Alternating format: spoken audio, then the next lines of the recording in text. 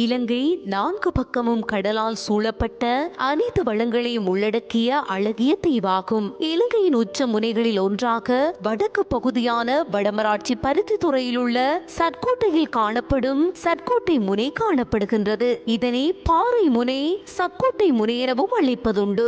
இலங்கையின் வடகோடியில் அமைந்து காணப்படும் இந்த முனையானது இலங்கையின் வடக்கு எல்லையாக காணப்படுகின்றது. சட்கோட்டை முனைக்கு அருகிலுள்ள மற்றொரு முனை தெற்கே உள்ள தெய்வேந்திர முனை ஆகும். இதன் சரியான புள்ளி இலங்கையின் வடக்கு பகுதி பருத்தித்துறை கலங்கரை விளக்கத்திற்கு மேற்கே 4.2 கிலோமீட்டர் தொலைவில் இந்த பகுதி உள்ளது. வடக்கில் உள்ள இலங்கையின் கடைசி முனை என்று கருதப்படும் சட்கோட்டை முனையை வரலாற்று ரீதியாக பார்க்கும் போது இது போர்த்துகேய கோட்டையாக இருந்துள்ளது. நல்ல கோட்டை என்ற பொருளை குறிக்கும் தமிழ் பெயரை இந்த கோட்டை கொண்டுள்ளது. இவ்வாறாக பல வரலாற்று சான்றுகளை கொண்ட சட்கோட்டை முனையானது தற்போது வடக்கு பகுதியில் அனைவரும் பார்வையிடும் ஒரு சுற்றுலா தளமாக மாறி வருகின்றது. இலங்கை சுற்றுலா பயணிகள் மட்டுமல்லாது வெளிநாட்டு சுற்றுலா பயணிகளின் விரும்பத்தக்க ஒரு சுற்றுலா தலமாகவும் இந்த முனைப்பகுதி இடம் பிடித்துள்ளது. 2023ஆம் ஆண்டு இலங்கைக்கான சீன தூதுவர் ஹி ஷென்கோக் தலைமையிலான குழுவினர்